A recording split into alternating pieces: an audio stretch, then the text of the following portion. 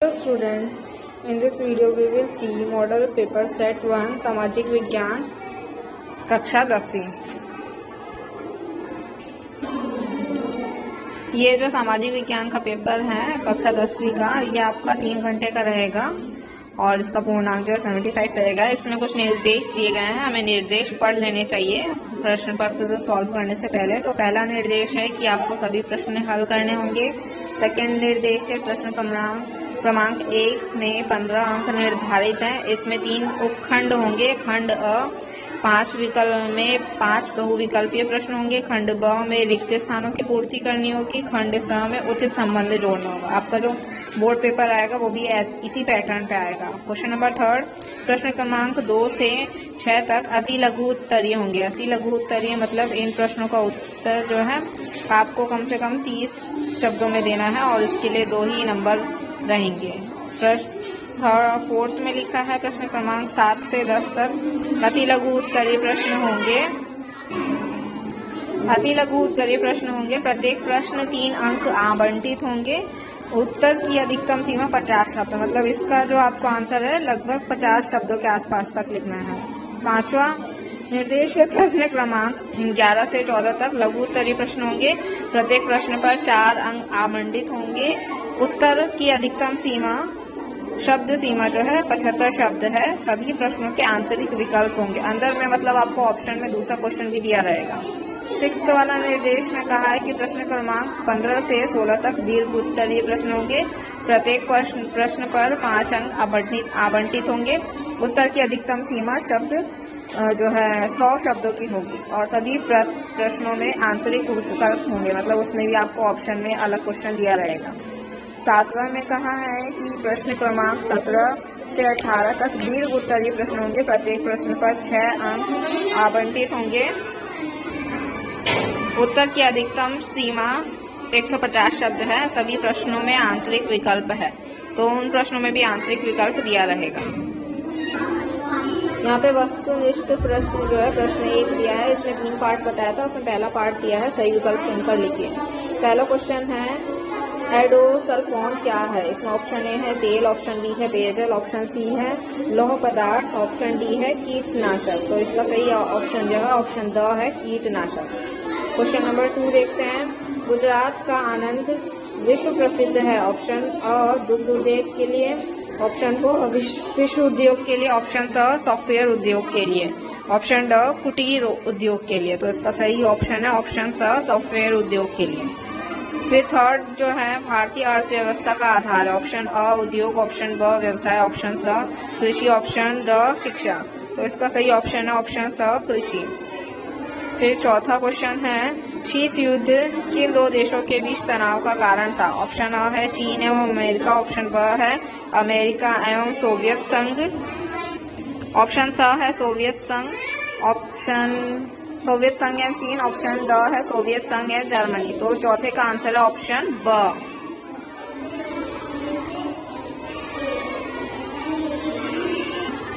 Option ब America एवं Soviet संघ, यही करेक्ट आंसर है इसका। 5वां आदर्श संसद में महिला सदस्यों की संख्या। ऑप्शन अ 50%, ऑप्शन ब 33%, ऑप्शन स 40%, ऑप्शन द 20%। तो इसका सही आंसर है ऑप्शन ब 33%। तो यहाँ पे सारे आंसर भी दिए हैं, पहले का द, दूसरे का स, तीसरे का स, चौथे का ब, पांचवे का ब। ब है रिक्त स्थानों की पूर्ति कीजिए। पहला है वन एक डैश संसाधन है, तो इसका सही आंसर है प्राकृतिक संसाधन है।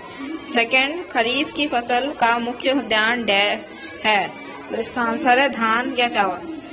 थर्ड है डैश में सरकार का आय व्यय का विवरण होता है, तो इसका आंसर है बजट। बजट में सरकार का आय व्यय का विवरण होता है। चौथा उत्तरी वियतनाम की राजधानी डैश है, तो इसका आंसर है हनोई।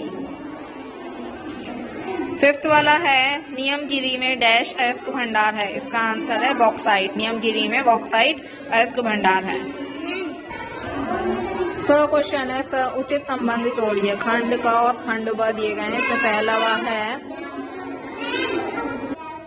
खंड क में पहला वाला दिया है जार की घोषणा। जार की घोषणा इधर खंड ब के ऑप्शन डी से मिलेगा किसानों की दास्ता समाप्त। सेकेंड वाला दिया राजनीतिक दलों का पंजीकरण, ये जो है ऑप्शन ए से मिलेगा चुनाव आयोग। थर्ड वाला दिया है जीवन प्रत्याशा, ये जो है ई से मिलेगा औसत आयु। फोर्थ वाला दिया है कोरबा जिला, ये जो है बी से मिलेगा भारतीय एल्यूमिनियम कंपनी लिमिटेड। पांचवा वाला दिया है उपनिवेशी की समाप्ति, ये जो ऑप्शन सी से मिलेगा राष्ट्रवादी भावना। चलिए नेक्स्ट क्वेश्चन पे चलते हैं। अब प्रश्न दूसरा दिया है सौर ऊर्जा का उपयोग किन किन क्षेत्रों में हो रहा है। इसका उत्तर है देश में उद्योग धंधे कारखाने और घरों में सौर ऊर्जा का उपयोग हो रहा है। थर्ड वाला आंसर क्वेश्चन देखते हैं। उत्पादन में वृद्धि की तुलना जनसंख्या के साथ करना क्यों जरूरी है। उत्तर उत्पादन में वृद्धि हुई है, इससे अधिक जनसंख्या में वृद्धि हुई है। जनसंख्या वृद्धि के कारण बढ़ी हुई उत्पादन देश में ही खप जाता है, इसलिए उत्पादन वृद्धि की तुलना जनसंख्या के साथ की जाती है।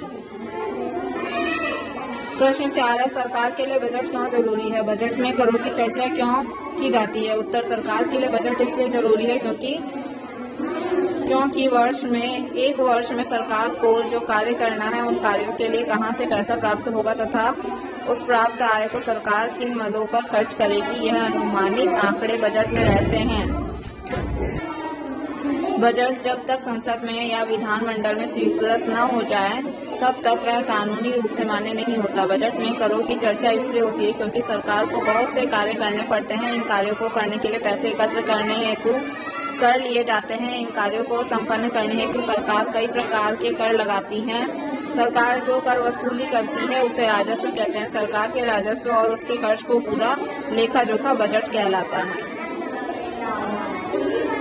प्रश्न 5 खुली खदानों से पर्यावरण को कम नुकसान हो इसके लिए क्या कदम उठाए जा सकते हैं। उत्तर खदानों को खोदने के लिए बाद पाट दिया जाता है, उस स्थान पर पेड़ पौधे लगाए जाएं। कुछ वर्षों में वह भूमि हरी भरी होकर पर्यावरण को बचा सकती है। प्रश्न 6 शीत युद्ध से आप क्या समझते हैं। शीत युद्ध से तात्पर्य द्वितीय विश्व युद्ध के बाद निर्मित उस वातावरण से है जो उत्तेजित, तनावपूर्ण एवं परस्पर आशंकापूर्ण था। इसमें ऐसा प्रतीत होता था कि शक्तिशाली देशों के बीच युद्ध होने वाला है, पर वास्तव में युद्ध हुआ ही नहीं।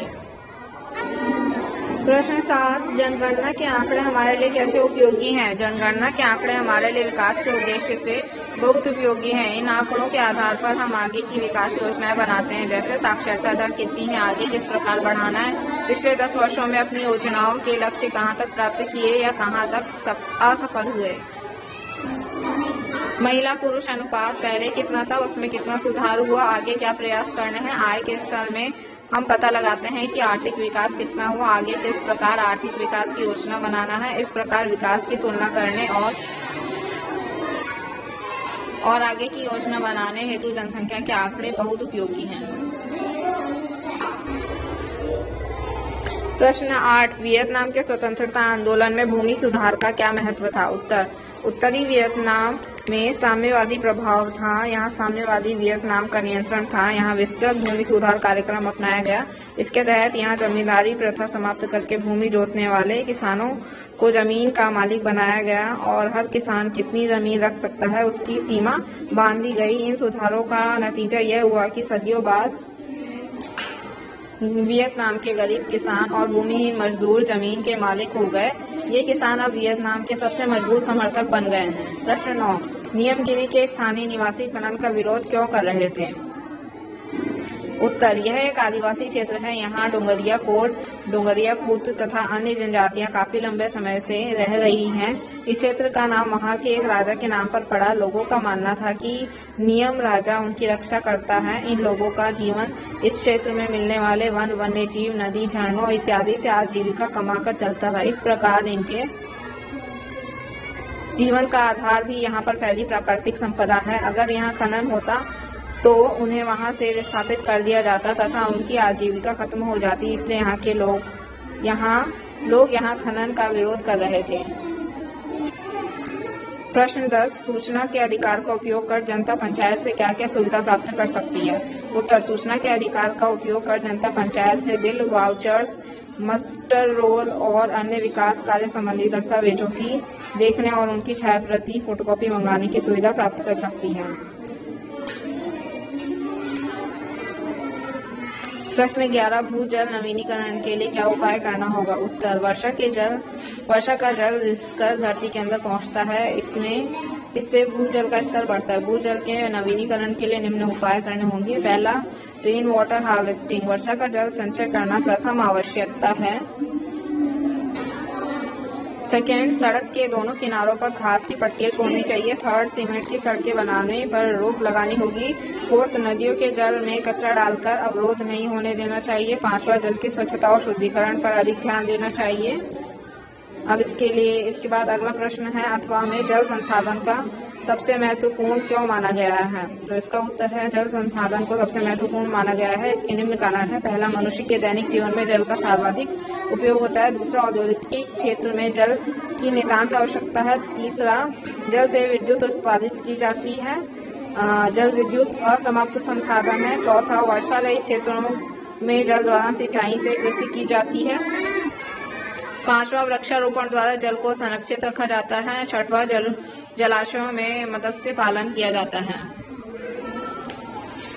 प्रश्न नंबर 12, प्रथम विश्व युद्ध में कौन सी तकनीकों का प्रयोग किया गया? उत्तर, पहला, मशीन गन। यह एक ऐसी गन थी जिसमें से प्रति मिनट सैकड़ों गोलियां दागी जा सकती थी। दूसरा, तोप। इस युद्ध में भारी मात्रा में तोपों का प्रयोग किया गया। सबसे भारी तोप 1 मिनट में 50-60 गोले दाग सकती थी। तीसरा है टैंक। इस युद्ध में टैंक का आविष्कार हुआ जिससे ऊबड़ खाबड़ खाइयों पर भी चलने लायक बनाया गया। चौथा, पनडुब्बी। जर्मनी ने पानी के अंदर चलने वाली यू-बोट पनडुब्बी का निर्माण किया जिससे विश्व युद्ध में काफी प्रयोग किया गया। पांचवा, विषैली गैस। इस युद्ध में विषैली गैसों का प्रयोग किया गया जिसके प्रभाव में बहुत से लोग मर गए या अंधे हो गए। छठवां, विमान। इस युद्ध में टैंक विमानों को दूसरे देशों पर बम गिराने के लिए प्रयोग किया गया। अथवा में एक प्रश्न है, विश्व युद्ध के दौरान विभिन्न देशों में महिलाओं की स्थिति में आए बदलाव पर 4 प्रभाव लिखे। उत्तर, पहला, महिलाएं कारखानों व दफ्तरों में काम करने लगी तो वे अपने आप को सामाजिक रूप से जिम्मेदार महसूस करने लगी। पुरुषों के अभाव में पारिवारिक जिम्मेदारी ने उन्हें स्वतंत्र विचार करने की प्रेरणा की। महिलाओं की थर्ड वाला है, महिलाओं की बदलती हुई भूमिका को देखते हुए उन्हें यह प्रतीत हुआ कि उन्हें वोट डालने का अधिकार मिलना चाहिए। चौथा, इस प्रकार परिवार और राजनीतिक में उनकी भूमिका में परिवर्तन हो गया। पांचवा, अपने अधिकारों व हितों की रक्षा को लेकर सचेत हुई।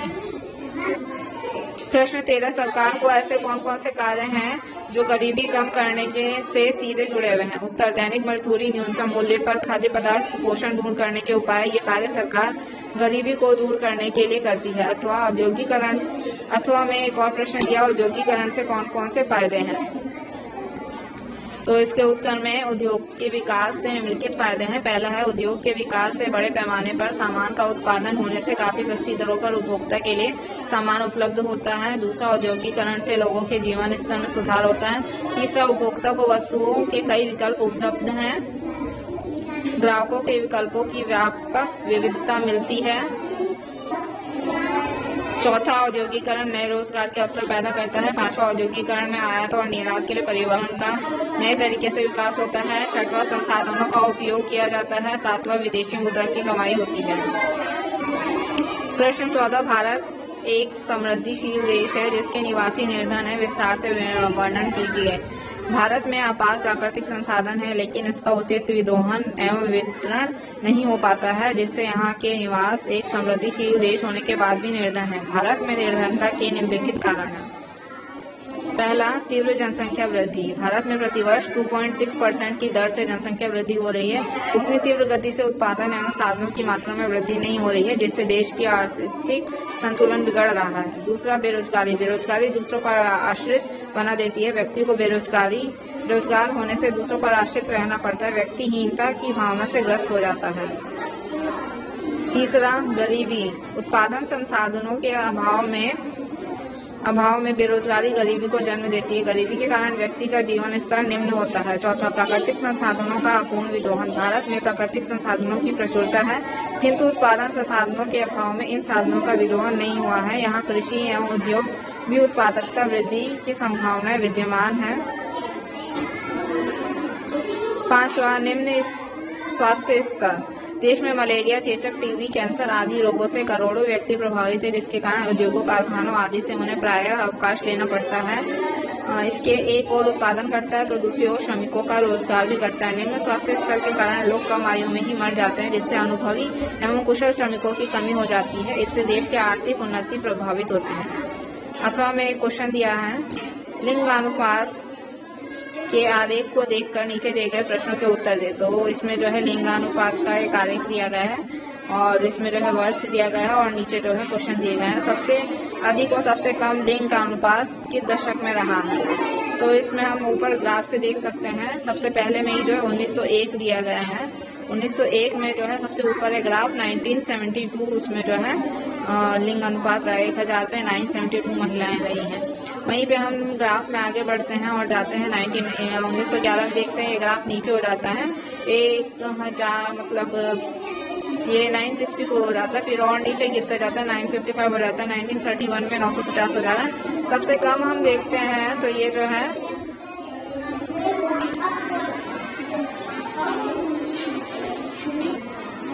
सबसे कम जो है हम देखते हैं वो 1991 में दिख रहा है। यहाँ पे 1991 में ग्राफ सबसे नीचे 927 सबसे कम नंबर उसी में है।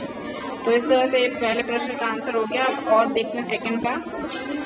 सेकंड क्वेश्चन पूछा है, किस दशक के बाद लिंग का अनुपात निरंतर बढ़ता दिखाई दे रहा है? बढ़ने के क्या क्या कारण हो सकते हैं? तो इसमें उत्तर है, हम ग्राफ से देखेंगे तो उसमें सन 1971 के दशक के बाद लिंग का अनुपात निरंतर बढ़ता हुआ दिखाई दे रहा है। लिंग का अनुपात बढ़ने के कई कारण हैं, जैसे पहला दिया है शिक्षा का प्रसार होना, जिससे लोगों में जागरूकता बढ़ी है। दूसरा, लड़कों व लड़कियों में भेदभाव में कमी होना। तीसरा, लोगों का जागरूक होना। चौथा, सरकार के प्रयास एवं जागरूक अभियान। तीसरा प्रश्न है, सन 2011 का लिंग का अनुपात लगभग किस दशक के बराबर हो गया है? उत्तर, सन 2011 का लिंग अनुपात लगभग 1961 के दशक के बराबर हो गया है। सन 2011 940 और 1961 941 था। प्रश्न 15, बैंक के 5 कार्य लिखिए। तो बैंक के कार्य, पहला जो है बैंक लोगों से जमा राशि स्वीकार करती है। दूसरा, बैंक आवश्यकता पड़ने पर ऋण की राशि प्रदान करती है। तीसरा, बैंक जमा राशि पर ब्याज देती है। चौथा, बैंक में विभिन्न प्रकार के खाते खोले जाते हैं। पांचवा, बैंक एटीएम की सुविधा प्रदान करती है। नेक्स्ट प्रश्न है, अथवा में दिया हुआ ऋण के लिए शर्तें जैसे ब्याज दर, समय, जमानत, गिरवी आदि की आवश्यकता क्यों होती है? प्रत्येक शर्तों को समझाइए। उत्तर, ऋण के लिए विभिन्न शर्तों की आवश्यकता निम्नलिखित कारणों से होती है। पहला, ब्याज दर। जिस व्यक्ति ने ऋण लिया है वह ऋण के एवज में किस दर से ब्याज देगा यह सुनिश्चित होता है, अन्यथा ऋण देने वाले को ऋण देने के जोखिम के बदले कोई लाभ प्राप्त नहीं होगा। प्रायः औपचारिक ऋण क्षेत्र के ऋणों में बैंक ब्याज की दरें निश्चित कर देता है ताकि इस संबंध में कोई विवाद न हो। ऋण लेने वाले व्यक्ति को ब्याज की राशि मूलधन के अतिरिक्त चुकानी होती है। यह ऋण देने वाले का लाभ होता है। दूसरा पॉइंट है समय। ऋण चुकाने के लिए समय सीमा भी निश्चित रहती है ताकि ऋण लेते समय यह तय हो जाए कि ऋण कितनी किस्तों में अदा किया जाएगा। तीसरा, जमानत। जमानत को समर्थक ऋण आधार कहते हैं। यह ऋण देने वाले के लिए इस बात की गारंटी देता है कि यदि ऋण लेने वाला ऋण अदा नहीं करेगा तो उसकी भरपाई जमानत या जमानतदार द्वारा की जाएगी। चौथा, गिरवी। गिरवी भी एक तरह की जमानत ही है। ऋण लेने वाला व्यक्ति जो ऋण प्राप्त करता है उसके बदले, गिरवी भी एक तरह की जमानत ही है। ऋण लेने वाले व्यक्ति जो ऋण प्राप्त करता है उसके बदले में कोई कीमती वस्तु या गहने ऋण देने वाले के पास गारंटी के रूप में रखता है। इससे ऋण देने वाला इस बात के लिए निश्चित हो जाता है कि यदि ऋण लेने वाला ऋण नहीं चुका पाया तो वह गिरवी रखी हुई वस्तु से अपने पैसे की भरपाई कर सकता है। प्रश्न 16, सामाजिक आंदोलन क्या है? यह आंदोलन क्यों होता है? उत्तर, सामाजिक आंदोलन किसी देश या समाज में किसी समूह द्वारा अपनी मांगों को लेकर मिलकर किया गया सामूहिक प्रयास या आंदोलन है। यह आंदोलन तब होता है जब समाज के किसी वर्ग के हितों को खतरा होता है। प्रायः यह आंदोलन अहिंसक होता है, लेकिन शासन प्रशासन के तानाशाही रवैये के कारण कभी कभी उग्र रूप ले लेता है। प्रायः आम जनता इस तरह के आंदोलन तभी करती है जब जन सामान्य के हितों को खतरा हो, या यूं कहें कि वे मजबूरी में ही आंदोलन व हड़ताल करते हैं। जब विभिन्न तबकों के सामाजिक हित को अनदेखा किया जाता है तब आंदोलन का सहारा लिया जाता है। यह आंदोलन शांति और हिंसात्मक दोनों ही रूप में हो सकता है।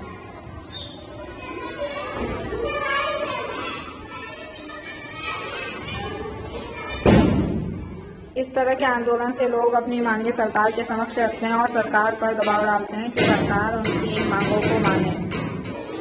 इन आंदोलनों के माध्यम से सरकार की गलत नीतियों के विरोध लोग लामबंद होते हैं तथा इनके संगठित प्रयासों एवं दबावों के आगे सरकार को झुकना पड़ता है। इस तरह के आंदोलन से समस्या का निदान भी बहुत हद तक हो जाता है। काफी हद तक पिछड़े व अशिक्षित जनजाति समुदाय के मूलभूत हक का संरक्षण होता है, चाहे नियमगिरी आंदोलन हो या सूचना के अधिकार के लिए संघर्ष या फिर विश्व शांति के लिए आंदोलन। इन सब से जन जागरूकता के साथ साथ अनेक समस्याओं से निजात भी मिलता है।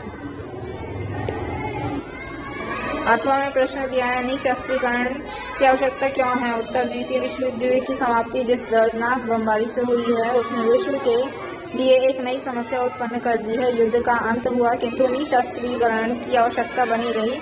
इसके बाद निशस्त्रीकरण की आवश्यकता के कारण निम्नलिखित हैं। पहला, विश्व स्तर पर परमाणु बम जैसे खतरनाक हथियारों पर पाबंदी लगाने के लिए बल देना पड़ा। दूसरा, मानव सभ्यता के विकास और शांतिप्रिय समझौते के लिए निशस्त्रीकरण की आवश्यकता प्रतीत हुई। तीसरा, विश्व स्तर पर युद्धों को रोकने के लिए भारत जैसे शांतिप्रिय और विकासशील देशों ने इसका खुलकर समर्थन किया। चौथा, इसी निशस्त्रीकरण के बल पर तीसरे विश्व युद्ध को रोका जा सका। पांचवा, संयुक्त राष्ट्र संघ ने भी निशस्त्रीकरण का अनुमोदन विश्व शांति के हित में किया है।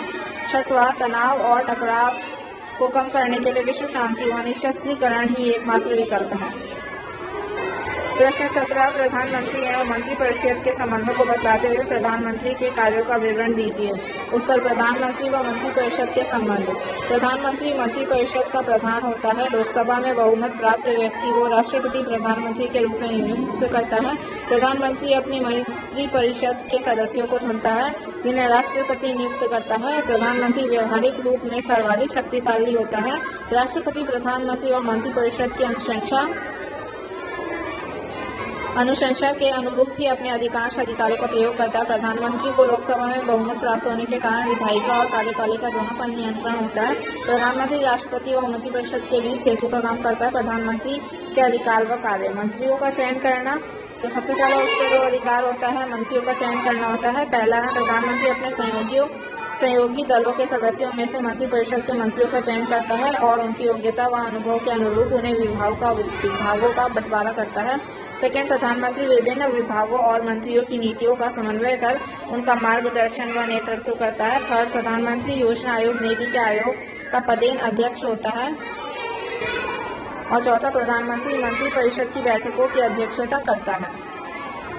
अथवा में एक प्रश्न दिया, सर्वोच्च न्यायालय की शक्तियों एवं कर्तव्यों का वर्णन कीजिए।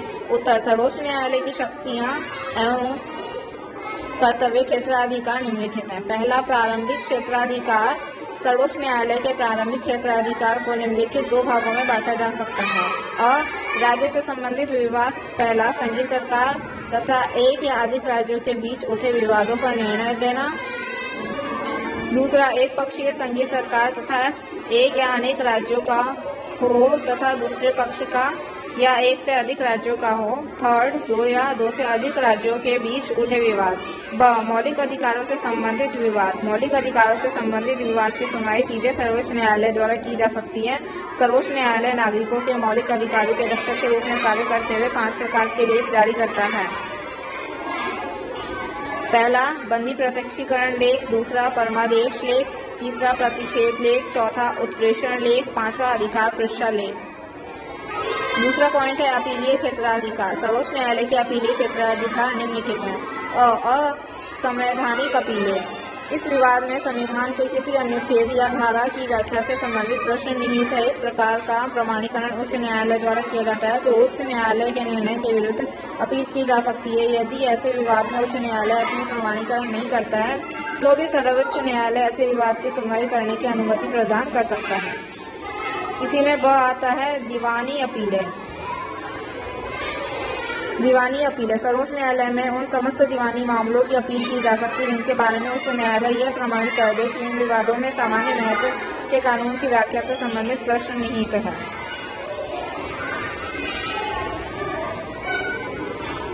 अब स में आती है फौजदारी अपीलें। सर्वोच्च न्यायालय में फौजदारी अपीलीय क्षेत्राधिकार के अंतर्गत निम्न विवादों की अपील की जा सकती है। जब किसी अधीनस्थ न्यायालय ने अभियुक्त को निर्दोष मानकर यह कर दिया हो परंतु उच्च न्यायालय द्वारा मृत्युदंड दिया गया हो उच्च न्यायालय ने किसी मुकदमे को अधीनस्थ न्यायालय से अपने पास मंगाकर अभियुक्त को मृत्युदंड दिया हो, यदि उच्च न्यायालय द्वारा यह प्रमाणित कर दिया गया हो कि विवाद सर्वोच्च न्यायालय में अपील किए जाने के लायक है। प्रश्न 18, महिला के मतदाताओं की मतदान की प्रतिशत कम होने के 6 कारण लिखिए। उत्तर, मतदान का जब प्रतिशत निकाला जाता है तो महिला मतदाताओं का प्रतिशत पुरुषों से लगभग 10% कम ही रहता है। इसके प्रमुख कारण निम्नलिखित हैं। फर्स्ट पॉइंट है इसका, अधिकांश क्षेत्रों में अभी भी महिला साक्षरता की दर कम है, इसलिए वे मतदान के प्रति रुचि कम रखती हैं। सेकेंड, कुछ क्षेत्रों में महिलाओं में अपने अधिकारों के प्रति आज भी जागरूकता नहीं है, वे शासन के कार्यों को अपने हितों से अलग समझती हैं। थर्ड पॉइंट है, महिलाओं का मतदान में जाना परिवार के लोग भी कहीं आवश्यक नहीं समझते, इसे उपेक्षापूर्ण व्यवहार के कारण महिला मतदाताओं का मतदान में रुझान कम हो जाता है। चौथा, आवागमन के सुलभ साधन न हो तो महिलाएं मतदान करने भी नहीं जाती, जैसे पहाड़ी भाग, वनाच्छादित भाग में आदि।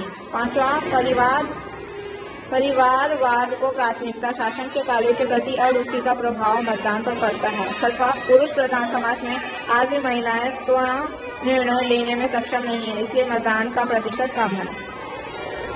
नेक्स्ट क्वेश्चन 8वां में दिया गया है, मतदान प्रक्रिया के 6 बिंदु लिखकर संक्षिप्त व्याख्या कीजिए। उत्तर, निर्वाचन आयोग द्वारा राज्य सरकार के परामर्श से राज्य एवं जिला निर्वाचन अधिकारियों को मनोनीत करता है। प्रत्येक राज्य में एक मुख्य निर्वाचन अधिकारी, जिला स्तर में जिला के निर्वाचन अधिकारी होता है। सभी अधिकारी निर्वाचन आयोग के नियमों के अधीन होते हैं। मतदान प्रक्रिया के 6 बिंदु। पहला बिंदु है मतदाता सूची। संसद, विधानसभा व स्थानीय निर्वाचन के लिए तथा प्रत्येक निर्वाचन क्षेत्र की एक साधारण निर्वाचक नामावली होती है। भारत का प्रत्येक नागरिक जिनकी आयु 18 वर्ष की मतदाता सूची में पंजीकृत होने का अधिकार रखता है। सेकंड पॉइंट है निर्वाचन प्रक्रिया। राष्ट्रपति तथा राज्यपाल द्वारा निर्वाचन के लिए अधिसूचना जारी किया जाता है। नामांकन पत्र दाखिल करना, निर्वाचन अधिकारी के द्वारा उसकी जांच करने के बाद उम्मीदवारों को चुनाव चिन्ह आवंटित किया जाता है। उम्मीदवारों के लिए आचार संहिता सुनिश्चित करता है। थर्ड है नोटा बटन। मतदाता के लिए इलेक्ट्रॉनिक वोटिंग मशीन ईवीएम का उपयोग करते हैं, जिसके यदि किसी उम्मीदवार को पसंद नहीं करते हैं तो हम नोटा बटन का उपयोग कर सकते हैं। फोर्थ पॉइंट है गुप्त मतदान। इलेक्ट्रॉनिक मशीन के द्वारा या बैलेट पेपर द्वारा किया गया हो उसे गुप्त मतदान कहते हैं। पांचवा, अप्रत्यक्ष मतदान। अप्रत्यक्ष मतदान, हमारे देश में अप्रत्यक्ष मतदान की व्यवस्था है।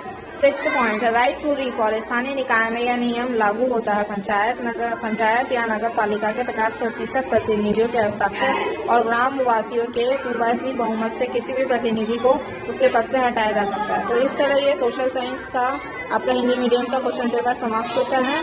आई होप आपको वीडियो पसंद आई होगी। आप इस वीडियो को अपने दोस्तों के साथ शेयर कीजिए और ऐसे ही और नेक्स्ट क्वेश्चन पेपर देखने के लिए चैनल को सब्सक्राइब कीजिए। ये पूरे के पूरे सामाजिक विज्ञान के भी 4 सेट हैं। जितना जल्दी हो सकता है हम इसको बना के अपलोड करने की कोशिश करेंगे। आई होप आपके एग्जाम्स अच्छे